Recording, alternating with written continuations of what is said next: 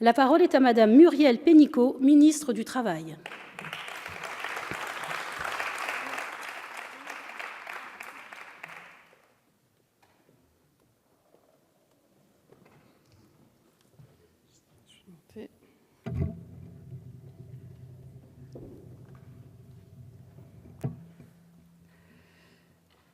Madame la Présidente de la Commission des Affaires sociales, Mesdames et Messieurs les rapporteurs, Mesdames et Messieurs les rapporteurs pour avis, Mesdames et Messieurs les députés.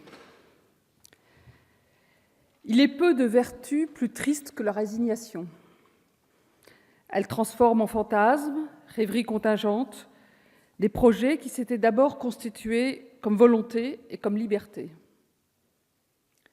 Cette citation de Simone de Beauvoir illustre, à mon sens, ce qui s'est produit en matière d'emploi dans notre société ces 20 ou 30 dernières années. Résignation face à un chômage de masse, en particulier celui des jeunes. Résignation face à l'assignation à résidence dans les quartiers prioritaires de la ville et inversement, face à l'assignation au départ pour nos concitoyens ultramarins. Résignation face à l'exclusion persistante des personnes handicapées du marché du travail. Résignation aussi face aux inégalités professionnelles entre les hommes et les femmes, en particulier face à l'inégalité salariale, pourtant illégale depuis 45 ans, et au harcèlement sexiste et sexuel. Résignation encore face à un système d'apprentissage enlisé dans une logique malthusienne et en proie à une image dévalorisée.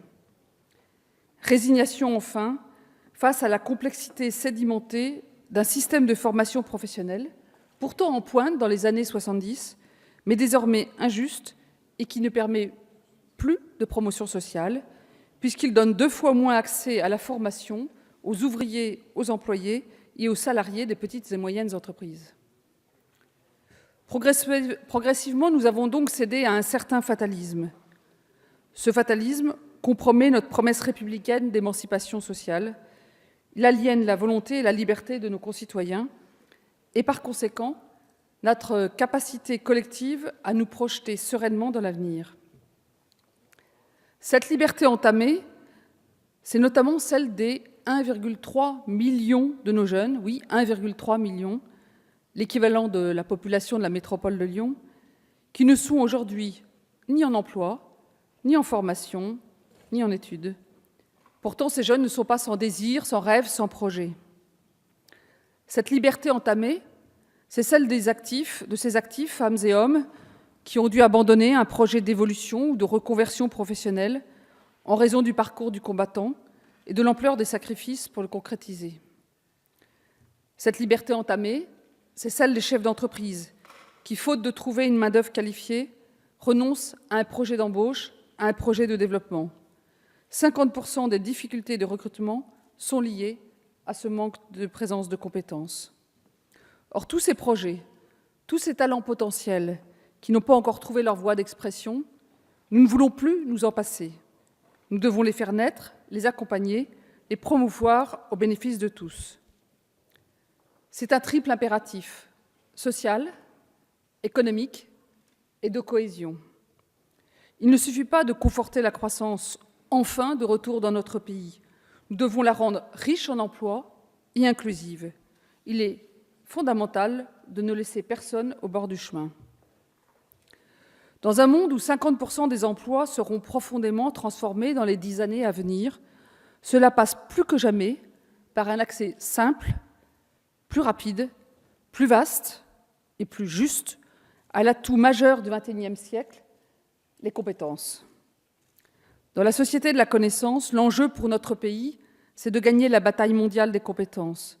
Et l'enjeu pour chacun, c'est de pouvoir se projeter dans l'avenir avec confiance. Or, la compétence est la meilleure protection contre le chômage. C'est, en quelque sorte, la protection sociale active du XXIe siècle. C'est pourquoi l'émancipation par le travail et la formation est notre projet de société. C'est le sens de l'effort d'une ampleur sans précédent du gouvernement à travers le plan d'investissement dans les compétences doté d'un montant de 15 milliards d'euros sur 5 ans, qui va permettre d'accompagner, de former 1 million de demandeurs d'emploi non qualifiés et 1 million de jeunes décrocheurs à l'horizon 2022. Il se réalise à travers un partenariat ambitieux avec les régions et des actions innovantes, notamment dans le secteur numérique, la transition écologique, les métiers en tension et l'inclusion dans l'emploi des plus vulnérables.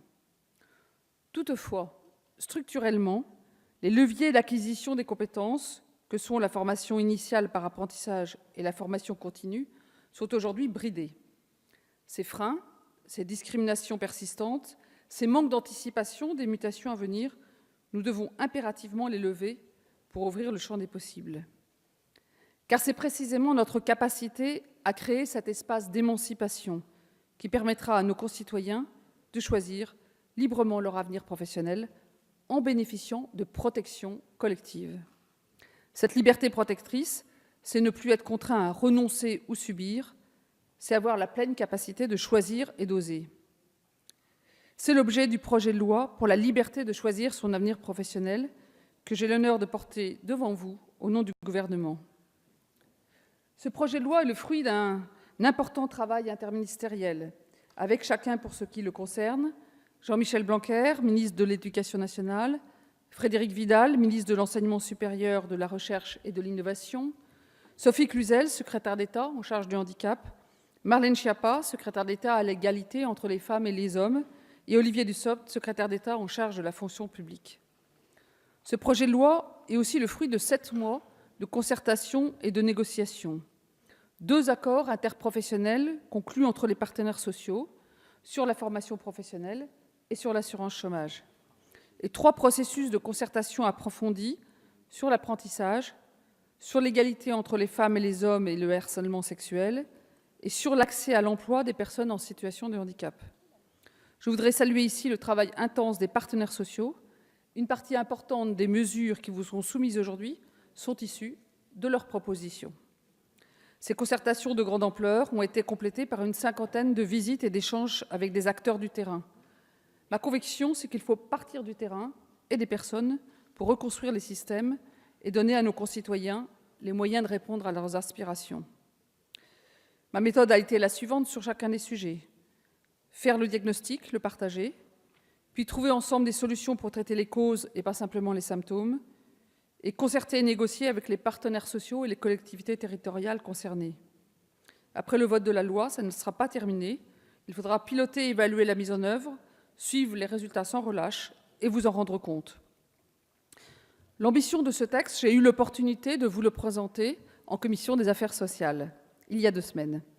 Je tiens à remercier la présidente de la commission, Brigitte Bourguignon, pour l'excellente tenue des débats. Ces débats ont permis d'apprécier pleinement la qualité du travail des rapporteurs au fond, Catherine Fabre, Aurélien Taché et Nathalie Elimas, et des rapporteurs pour avis, Sylvie Charrière et Graziella Melchior. Je les remercie tous. Je tiens aussi à saluer l'implication des rapporteurs pour information de la délégation aux Outre-mer, Erika Bareitz, Justine Bénin et Josette Manin, sans oublier les propositions de la délégation aux droits des femmes portées par le rapporteur Pierre Cabaret, ainsi que le travail de comparaison internationale effectué par Thierry Michel, rapporteur pour observation de la Commission des affaires européennes. Vos travaux nourris, leurs prismes variés, témoignent du caractère pluridimensionnel des défis que nous devons relever cette semaine dans l'hémicycle, puis sur le terrain. Ce projet de loi, vous le savez, constitue l'acte 2 de l'engagement présidentiel de rénovation de notre modèle social. Avec l'acte 1, les ordonnances pour le renforcement du dialogue social, nous avons fait le pari de la confiance dans les acteurs pour faire converger de façon réactive sur le terrain, par la décentralisation du dialogue social, l'impératif de performance économique et celui de progrès social. L'acte 2, le projet de loi pour la liberté de choisir son avenir professionnel, porte une grande ambition, celle de l'émancipation sociale, au cœur de notre promesse républicaine. Aussi, le projet de loi s'articule autour de 3 axes interdépendants et cohérents. Le premier axe, c'est la création de nouveaux droits, concrets, facilement mobilisables, adaptés à notre temps, capables de constituer une véritable protection professionnelle, universelle, simple, efficace, au service de l'émancipation individuelle et collective. Le deuxième axe, c'est que l'effectivité de ces droits, pour le plus grand nombre, nécessite de lever de nombreux verrous administratifs, réglementaires, financiers. Le troisième, c'est que l'ambition des deux premiers axes ne saurait être pleinement satisfaite si elle n'était guidée par l'impératif d'égalité des chances, d'égalité des possibles. Alors, le premier axe, quels sont ces nouveaux droits concrets ? Pour commencer, en matière d'apprentissage, cette liberté requiert d'abord que les jeunes et leurs familles connaissent enfin la vérité sur cette voie de réussite, d'excellence et de passion, dont bénéficient seulement 420 000 apprentis, soit 7% des jeunes de 16 à 26 ans, car le système est trop malthusien. J'aurai l'occasion d'y revenir. Ce droit à la vérité en matière d'orientation, nous le garantissons de deux façons complémentaires.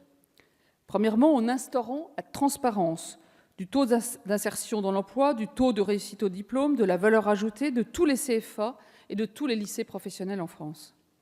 Deuxièmement, en élargissant la compétence des régions en matière d'orientation. Sur temps scolaire dédié, les régions organiseront, avec tous les collèges et les lycées, une découverte des filières et métiers par la rencontre de professionnels qui viendront parler de leur passion et de faire découvrir l'univers professionnel aux jeunes. Ce droit à l'information essentiel à l'orientation est complété par des mesures pour renforcer l'attractivité de cette voie de formation initiale si particulière et si complémentaire de la voie de statut scolaire. Cela passe par l'augmentation de la rémunération des apprentis et une aide de 500 € au permis de conduire. Cela passe par la possibilité d'entrer tout au long de l'année en apprentissage et pour les jeunes de faire valoir leurs acquis pour raccourcir la durée de formation ou au contraire, en cas de difficulté, l'augmenter par des prépas apprentissage. La durée des contrats pourra donc varier de 6 mois à 3 ans selon les acquis et les besoins de chaque jeune.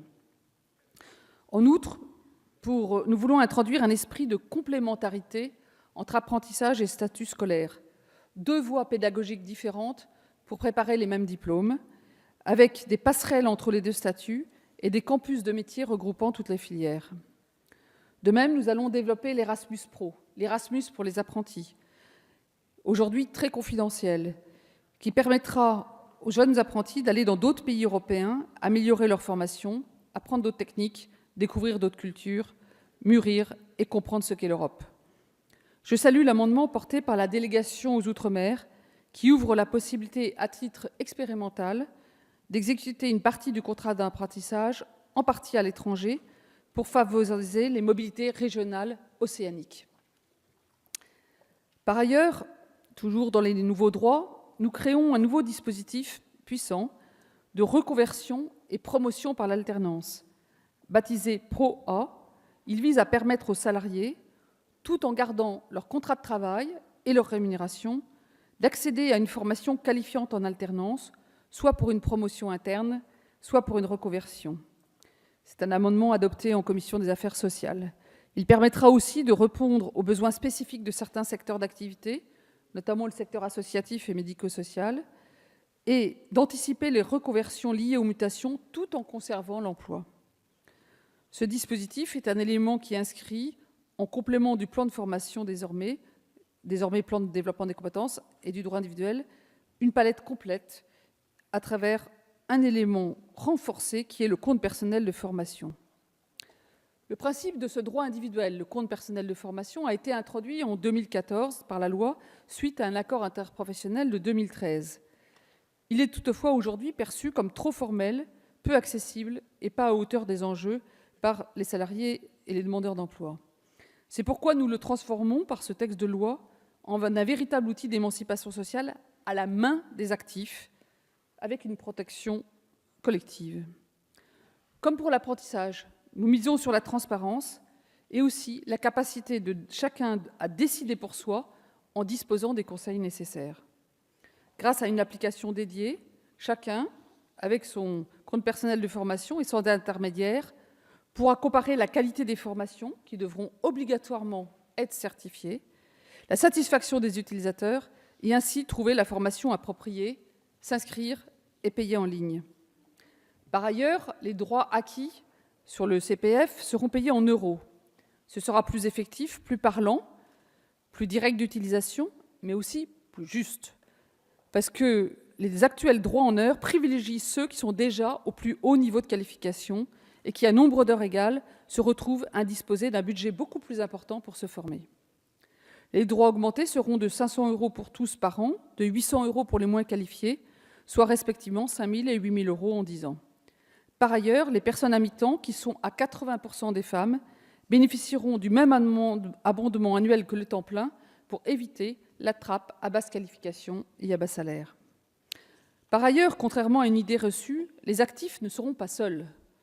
Tous ceux qui le souhaiteront pourront disposer d'un conseil en évolution professionnelle gratuit, financé par la mutualisation, pour les accompagner dans leurs projets professionnels, ainsi que l'ont défini et souhaité les partenaires sociaux dans leur accord du 22 février dernier.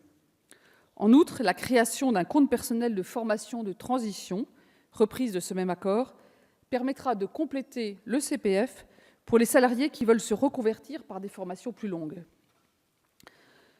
Enfin, pour gérer le projet de transition professionnelle, vous avez adopté en commission la création au niveau régional de commissions paritaires interprofessionnelles dédiées à l'accompagnement des salariés. Agréées par l'État, elles seront aussi en charge de l'application du caractère réel et sérieux du projet professionnel pour les salariés démissionnaires. En ce qui concerne les salariés démissionnaires, comme pour les indépendants, ils bénéficieront, sous certaines conditions, du filet de sécurité de l'assurance chômage. Une personne ayant un projet professionnel, création d'entreprise, reconversion, pourra démissionner, être indemnisée par l'assurance chômage et donc disposer du temps et de l'argent nécessaires pour préparer son projet. C'est un progrès majeur qui, là aussi, fait le pari que la somme des projets des personnes contribue au bénéfice collectif. Conformément au projet présidentiel, il s'agit donc d'apporter une sécurité financière supplémentaire et d'esquisser aussi, en ce qui concerne les indépendants, une nouvelle protection sociale active qui sécurise les mobilités sur le marché du travail et prenne en compte la diversité des statuts au cours de la vie professionnelle. Le deuxième axe, créer plus de droits pour chacun, nécessite d'amplifier leur effectivité en levant toutes les barrières. L'accès du plus grand nombre à l'apprentissage repose sur un prérequis: l'ouverture et l'amplification de l'offre de formation et de l'énergie de nombreux réseaux de qualité qui, aujourd'hui, veulent s'investir davantage et ne le peuvent pas, mais aussi de certains secteurs ou encore d'entreprises qui veulent créer leur propre CFA. À cet effet, nous supprimons l'autorisation administrative pour créer ou développer un CFA. Nous étions un cas unique en Europe. Nous lui substituons une garantie de financement et une garantie de qualité. Garantie de financement: tout contrat entre un jeune et une entreprise sera financé grâce à un mécanisme de financement au contrat dont le montant sera déterminé métier par les branches professionnelles et garanti par une péréquation interprofessionnelle pour éviter les effets de différence de moyens entre les branches. Pour inciter les entreprises à recruter en apprentissage, plusieurs dispositions pragmatiques sont introduites. Suppression de la procédure lourde d'enregistrement du contrat, adaptation pragmatique de la réglementation touchant la durée du travail ou la rupture de contrat d'apprentissage. Enfin, une seule aide qui sera directement versée aux entreprises au lieu de 4 qu'il faut réclamer, et beaucoup ne le connaissent pas. Enfin, nous nous assurons de la qualité des formations par 2 leviers. La coécriture des diplômes professionnels par les branches et professionnels et par l'État. Là aussi, la France fait une triste exception, considérant que les professionnels ne sont pas en mesure aujourd'hui de définir le contenu professionnel des métiers. Ils sont simplement consultés, ils deviendront codécideurs. Et puis, la certification de tous les organismes de formation et centres de formation d'apprentis qui veulent postuler sur les crédits publics ou mutualisés. En matière de formation professionnelle, nous introduisons pour la première fois dans le Code du travail une définition de l'action de formation souple qui favorise l'innovation pédagogique et la formation à distance.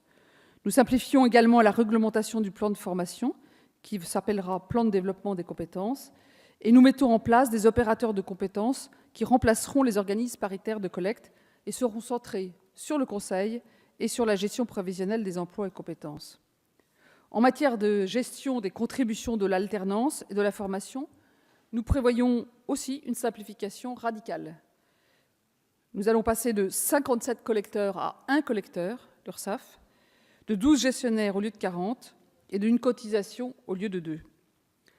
La transparence et la mutualisation systématique vont donc permettre de financer le développement de la formation professionnelle et de l'apprentissage sans augmenter d'un seul euro les prélèvements obligatoires. Enfin, pour réguler le dispositif, au lieu de 4 organismes nationaux, nous créons un établissement public, France Compétences. Il regroupera l'État, les régions et les partenaires sociaux, ainsi co-responsables de la régulation du système, de son coût et de sa qualité. En ce qui concerne les demandeurs d'emploi, pour leur permettre de renouer plus rapidement avec le travail, nous expérimenterons un dispositif de journal de bord. Il doit permettre de rendre les démarches de candidature plus efficaces, de prévenir le découragement et d'anticiper et mieux préparer les entretiens avec les conseillers. Ce dispositif s'accompagnera d'une redéfinition de l'offre raisonnable d'emploi qui ne reposera plus sur des critères rigides, mais sera déterminée au plus près du terrain, par le dialogue avec le conseiller pour tenir compte de la situation personnelle de chaque personne et des caractéristiques du marché du travail local. En parallèle, nous mettrons en place une politique de contrôle plus juste et plus efficace, avec un barème de sanctions équitable et une simplification du prononcé des sanctions. Enfin, le rôle de l'État est précisé dans la détermination des règles d'indemnisation du chômage, afin de faciliter cette adaptation du régime aux évolutions du marché du travail, tout en préservant le rôle central des partenaires sociaux. Troisième axe et dernier, la création de nouveaux droits doit être au service de l'égalité réelle des chances. Nous veillerons à offrir un accès du plus grand nombre à l'apprentissage partout sur le territoire national. Nous prévoyons ainsi la présence de référents handicap dans chaque CFA pour accompagner les jeunes avec une majorité financière. Il faut savoir que seulement 1% des apprentis sont des jeunes handicapés, alors qu'ils sont 6 ou 7% dans la population de référence. Nous accorderons également une attention particulière aux zones rurales et aux quartiers prioritaires de la ville et aux outre-mer. D'autre part, avec mon collègue Jean-Michel Blanquer, nous souhaitons que tous les lycées professionnels puissent ouvrir des sections d'apprentissage pour renforcer l'offre, notamment dans les quartiers prioritaires de la ville, où souvent l'offre est très insuffisante. En outre, une enveloppe de 250 millions d'euros dédiée à l'aménagement du territoire complétera le coût au contrat dans les zones rurales et dans les quartiers prioritaires de la ville, et elle sera à la main des régions. Enfin, je rappelle que les régions restent le principal investisseur en matière d'apprentissage. Elles conservent la fraction de la taxe intérieure de consommation sur les produits énergétiques, la TICPE, dont les recettes sont dynamiques. Elles pourront ainsi influencer la localisation des CFA, mutualiser les plateaux techniques avec les lycées professionnels et établir des contrats d'objectifs et de moyens avec les grandes branches dans un contexte de schéma régional non prescriptif. L'égalité des chances passe par la mutualisation du système de formation, là aussi, pour rééquilibrer l'écart dans l'accès aux compétences des TPE-PME. Il y aura une mutualisation en faveur des salariés des TPE-PME, sachant que la réalité est l'inverse aujourd'hui. Vous avez complété cet effet levier en introduisant une majoration de l'abondement annuel du CPF pour les salariés en situation de handicap. Cette proposition s'inscrit dans notre vision d'une société plus inclusive. Quelle est la démarche ? Nous voulons mobiliser tous les dispositifs de droit commun et faire en sorte que l'obligation d'emploi des travailleurs handicapés soit le vrai levier pour l'emploi direct des personnes handicapées. Nous devons changer d'échelle en la matière et nombre de dispositions vont dans ce sens. C'est le sens des mesures qui seront soumises à votre adoption.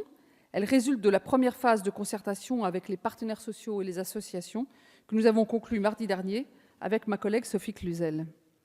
Cette concertation va se poursuivre sur l'offre de services et elle s'appuiera notamment sur la mission de votre collègue Adrien Taquet ainsi que celle de Dominique Gillot, présidente de la CNDPH.